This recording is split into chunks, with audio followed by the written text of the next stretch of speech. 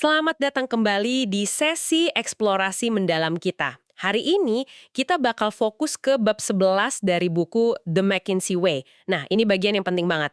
Soal gimana caranya menyajikan data pakai grafik secara efektif. Anda tahu kan, seringkali kita udah punya data bagus, analisisnya tajam, pas disajiin, pesannya malah nggak nyampai, hilang gitu aja di tengah keruwetan visual. Pernah nggak sih Anda merasa gitu? Lihat grafik warna-warni tapi malah bingung, ini intinya apa sih? Nah, bab ini tuh nawarin pendekatan beda.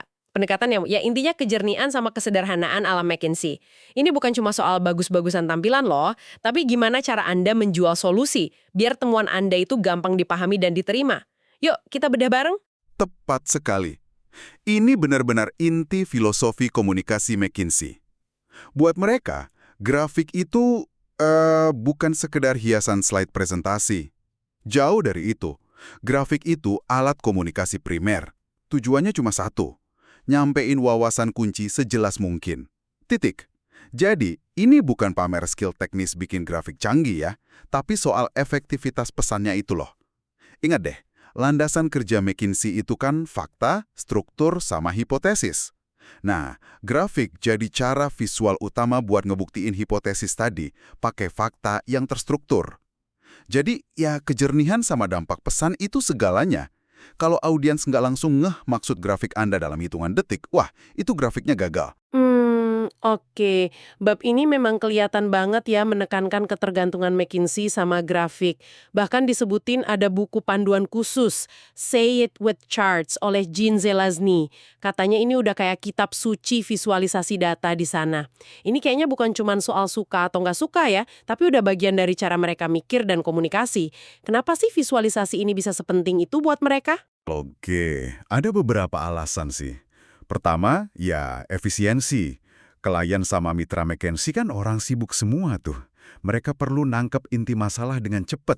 Grafik yang bagus bisa nyampein info kompleks jauh lebih cepat daripada teks atau katakanlah tabel data mentah. Kedua, soal dampak. Visual itu seringkali lebih nempel di ingatan dan lebih persuasif dibanding kata-kata doang. Ketiga, ini nyambung banget sama pendekatan berbasis fakta mereka. Grafik itu cara buat nunjukin bukti, bukan cuma ngasih tahu kesimpulan. Buku Zelazny itu jadi standar karena ngasih kerangka kerja yang konsisten dan udah teruji buat nyampein pesan tadi. Menarik-menarik.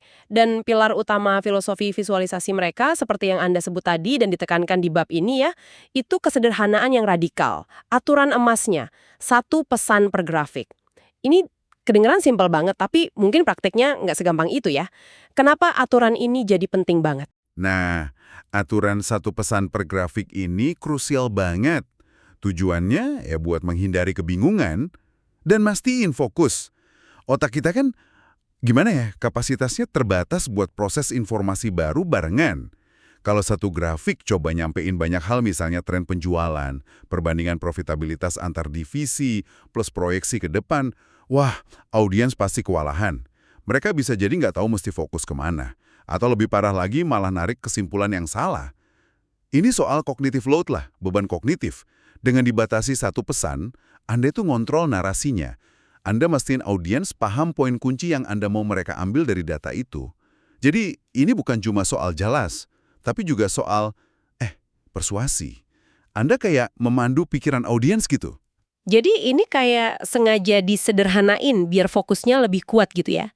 Tapi nggak ada resiko penyederhanaan berlebihan tuh.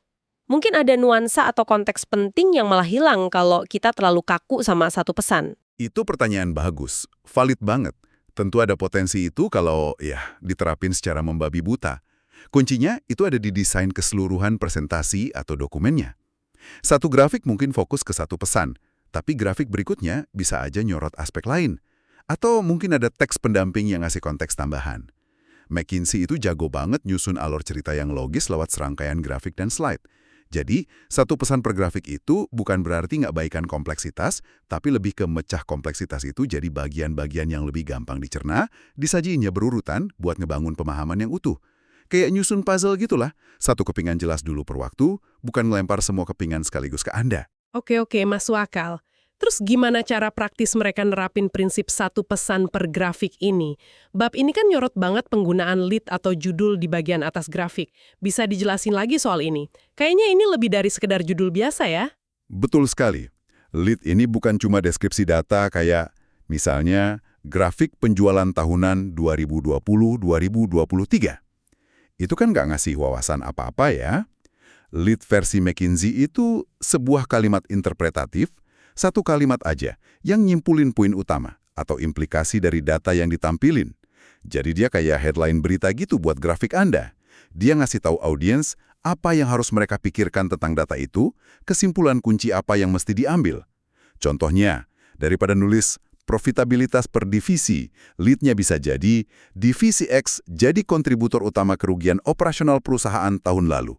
Nah kan langsung ke intinya tuh. Contoh di buku yang pakai data fiktif ECMO Widget, itu gambar 11.1 dan 11.2. Emang jelas banget sih soal ini. Mereka pakai data laporan laba rugi yang sama persis, tapi dengan lead yang beda dan penyorotan data yang beda juga. Pesannya jadi lain banget. Satu grafik, lead-nya ECMO Widgets mengalami kerugian operasional tahun lalu. Itu nyorot angka kerugiannya. Grafik satunya, datanya sama, tapi lead-nya kami akan merugi pada tahun 1998 tanpa penjualan divisi gadget kami. Malah nyorot kontribusi positif divisi gadget. Ini benar-benar nunjukin gimana lead dan fokus visual bisa ngarahin interpretasi, padahal datanya sama persis. Kekuatan framingnya luar biasa ya. Tepat. Lead itu yang nentuin kerangka interpretasinya. Nah, buat ngedukung lead tadi, ada praktik visual lain yang sama pentingnya. Pertama, menyoroti data kunci. Caranya macam-macam. Bisa pakai warna kontras, walau McKinsey cenderung minimalis ya soal warna, atau pakai arsiran beda. Atau bisa juga meledakin potongan diagram lingkaran yang relevan, atau pakai panah dan anotasi langsung di grafiknya, kayak di contoh Akme tadi. Tujuannya ya secara visual narik mata audiens ke data spesifik yang dukung pesan utama di lead. Jangan biarin mereka nebak-nebak sendiri mana bagian pentingnya. Kedua, ini yang sering dianggap sepele tapi krusial banget, mencantumkan sumber data, source attribution, biasanya ditaruh di pojok kiri bawah. Ini bukan formalitas doang loh, di lingkungan yang sangat nekerin fakta kayak McKinsey, pertanyaan, ini data dari mana? Itu pasti bakal muncul. Sumber yang jelas itu nunjukin kalau kerjaan kita rapih, bisa diverifikasi, dan ngebangun kredibilitas. Juga ngebantu Anda atau orang lain nanti kalau perlu nelusurin lagi datanya. Bayangin aja kalau Anda ditanya sumber data penting pas presentasi, terus nggak bisa jawab cepat, wah bisa repot. Iya, kebayang sih pentingnya sumber data buat kredibilitas. Terus ada peringatan juga nih di bab ini, jangan pakai terlalu banyak grafik. Ini agak aneh ya mengingat betapa mereka ngandelin grafik. Kenapa kok ada batasan? Ini balik lagi ke soal cognitive flow tadi. Dan juga soal ngehargain waktu audiens. Kebanyakan grafik, meskipun bagus-bagus bikinnya, itu bisa bikin capek. Audiens bisa ngalamin chart fatigue, kelelahan lihat grafik. Perhatian mereka bakal turun, dan pesan-pesan penting di slide-slide akhir mungkin ya nggak masuk sama sekali. Prinsipnya mirip kayak, jangan merebus samudra, yang mungkin pernah Anda dengar soal riset. Fokus aja ke yang penting. Gunakan jumlah minimum grafik yang benar-benar perlu buat dukung argumen atau cerita Anda secara efektif. Setiap grafik itu harus punya alasan kuat kenapa dia ada di situ. Kalau nggak nambah nilai signifikan ke pemahaman, ya mending hilangin aja. Kualitas di atas kuantitas lah pokoknya. Oh ya, ada detail menarik soal sejarahnya juga. Disebutin kalau dulu, bahkan pas software grafik komputer udah mulai umum, tim di McKinsey itu masih sering pakai template plastik manual buat gambar bentuk-bentuk standar kayak lingkaran, panah, kotak gitu. Kedengarannya jadul banget ya buat firma konsultan teknologi tinggi. Kenapa ya mereka bertahan pakai cara manual itu? K. Jaga kesederhanaan dan fokus. Software modern emang canggih, tapi kecanggihan itu seringkali bikin kita tergoda nambahin elemen-elemen yang nggak perlu, kayak efek 3D, gradasi warna yang ribet, bayangan, dan lain-lain. Fitur-fitur ini gampang banget bikin grafik kelihatan wah, tapi sebenarnya malah ngaburin pesan utama. Template manual dengan segala keterbatasannya itu justru maksa si pembuat grafik buat mikir lebih keras. Elemen apa sih yang benar-benar esensial buat nyampain pesan? Ini contoh bagus gimana batasan itu malah bisa mendorong kejelasan dan kreativitas dalam komunikasi. Fokusnya jadi ke substansi, bukan cuma tampilan keren-kerenan. Jadi, batasan fisik dari template itu justru bantu negakin disiplin mental biar tetap simple ya. Ini nyambung juga sama gaya visual yang ditekankan. cenderung hitam putih atau minimalis warna, terus ngehindarin grafik 3D, kecuali emang perlu banget secara fungsi dan nggak bikin distorsi persepsi. Betul sekali. Grafik 3D apalagi pie chart atau bar chart 3D itu seringkali secara visual ngacoin proporsi sebenarnya. Bikin beberapa bagian kelihatan lebih gede atau lebih kecil dari seharusnya, cuma gara-gara perspektif.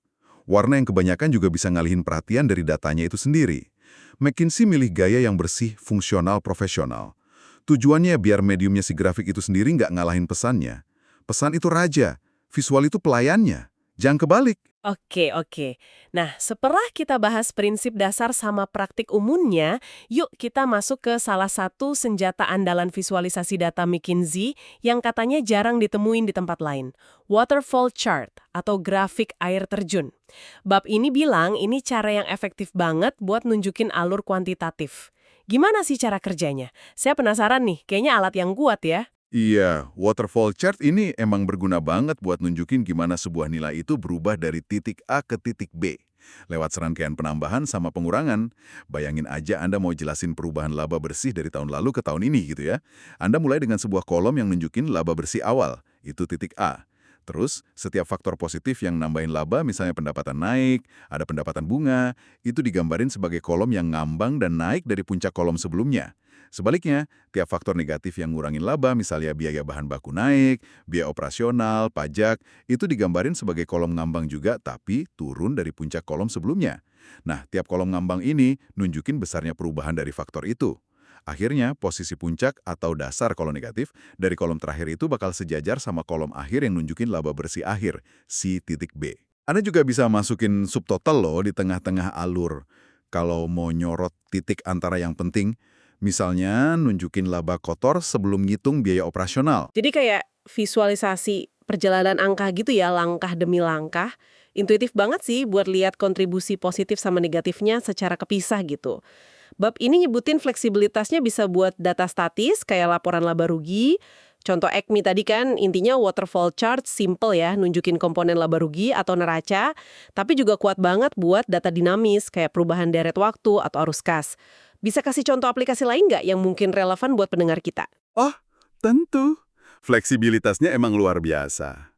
Untuk data statis, selain LAR, bayangin Anda mau mecah modal kerja. Bisa mulai dari aset lancar, terus turunin hutang lancar, dapet deh modal kerja bersih. Atau visualisasi komponen ekuitas di neraca. Nah, untuk data dinamis atau perubahan waktu ke waktu, ini banyak banget contohnya. Misalnya, perubahan jumlah pelanggan. Mulai dari jumlah awal periode, tambahin pelanggan baru, kolomnya naik, kurangin pelanggan yang hilang atau churn, kolom turun, nah ketemu jumlah pelanggan akhir periode. Ini langsung kelihatan dinamika pertumbuhan basis pelanggan Anda. Atau, analisis varians anggaran. Mulai dari anggaran awal, tunjukin pos pengeluaran yang lebih dari anggaran, kolom turun, sama yang di bawah anggaran, kolom naik, sampai ketemu pengeluaran aktualnya berapa. Bisa juga evolusi pangsa pasar. Mulai dari pangsa pasar tahun lalu, tambah pangsa pasar yang direbut dari pesaing A, naik. Kurangin yang hilang ke pesaing B, turun. Tambah efek pertumbuhan pasar keseluruhan. Ketemu deh pangsa pasar tahun ini. Atau lagi, profitabilitas lini produk divisi. Ini contoh kuat yang disinggung buku. Anda bisa mulai dari total pendapatan, terus tunjukin kontribusi laba kotor tiap lini produk ada yang positif naik, ada yang negatif turun karena rugi terus, kurangin biaya overhead barang, sampai ketemu laba bersih total. Ini jelas banget nunjukin mana lini produk yang jadi bintang, mana yang jadi beban. Intinya sih, kapanpun Anda perlu ngejelasin gimana caranya Anda nyampe dari angka X ke angka Y, nah, waterfall chart ini kandidat kuat yang patut Anda pertimbangkan. Dia nyajin cerita perubahan angka dengan jernih dan ringkas banget. Wah, itu contoh-contohnya bantu banget buat ngebayangin kekuatannya. Jadi jelas ya, semua teknik ini dari satu pesan, lead yang kuat, penyorotan data, sumber jelas, simple visualnya, sampai waterfall chart, semuanya itu muaranya ke satu tujuan, komunikasi yang efektif dan berbasis fakta. Tepat sekali. Ini semua bagian dari pendekatan McKinsey yang lebih luas, komunikasi yang terstruktur, didorong hipotesis, dan didukung fakta. Grafik dalam konteks ini ya bukan sekedar ilustrasi pasif atau pemanis doang. Setiap grafik itu sebuah argumen visual yang dirancang hati-hati buat dukung klaim atau temuan kunci Anda. Dia harus punya tempat yang jelas di alur logika presentasi atau laporan Anda secara keseluruhan. Nggak ada tuh grafik dibikin cuma karena datanya ada. Setiap grafik harus bisa jawab pertanyaan implisit dari audiens. Terus kenapa? Kenapa ini penting buat saya? Kalau nggak bisa jawab itu, ya mungkin grafiknya nggak perlu ada. Baik. Mari kita coba rangkum nih beberapa pelajaran utama dari bab 11 ini yang bisa langsung Anda, pendengar kami, terapkan. Pertama, dan ini paling dasar banget, utamakan kesederhanaan. Ingat mantra satu pesan per grafik. Jangan tergoda bikin grafik multifungsi yang malah bikin bingung. Kedua, pakai lead atau judul interpretatif yang kuat di atas grafik Anda. Jangan cuma deskripsiin data, tapi sampein wawasan kuncinya apa. Ini juga maksa Anda mikir jernih, poin utamanya apa sih? Ketiga, disiplin visual. Sorot data kuncinya, cantumin sumber dengan jelas, hindari keruwetan visual yang nggak perlu, kayak 3D atau warna kebanyakan. Keempat, pertimbangkan pakai waterfall chart pas Anda perlu jelasin perubahan atau alur kuantitatif. Ini bisa jadi alat yang ampuh banget buat nyeritain kisah di balik angka. Ingat ya, tujuannya bukan cuma nyajiin data, tapi bikin data itu berbicara dan gampang dipahami sama Anda dan audiens Anda. Dan mungkin sebagai pemikiran penutup buat Anda renungkan nih, coba ingat-ingat lagi deh presentasi data terakhir yang Anda lihat atau Anda buat. Udah sejauh mana sih tiap grafiknya benar-benar fokus ke satu pesan kunci? Lead-nya udah cukup tajam nyampein wawasan atau masih sekedar deskripsi aja? Lebih jauh lagi, coba pikirin tantangan komunikasi data yang lagi Anda hadapi sekarang di kerjaan atau proyek Anda. Ada nggak situasi di mana prinsip-prinsip kesederhanaan dan fokus ini bisa bikin perbedaan besar? Dan secara spesifik nih, ada nggak proses perubahan angka kayak analisis profitabilitas, pergerakan kas, atau perubahan jumlah user yang bisa dijelasin jauh lebih efektif ke kolega, atasan, atau klien Anda? Kalau Anda coba visualisasiin pakai waterfall chart, menguasai seni cerita pakai data bukan cuma skill konsultan loh, tapi aset berharga banget di hampir semua bidang profesional sekarang ini. Terima kasih banyak sudah menyimak eksplorasi mendalam kita tentang seni menyajikan data ala McKinsey dari bab 11 ini. Semoga ada ide dan teknik yang bisa Anda bawa pulang dan praktekkan ya, biar komunikasi data Anda makin jernih dan berdampak. Sampai jumpa di sesi berikutnya.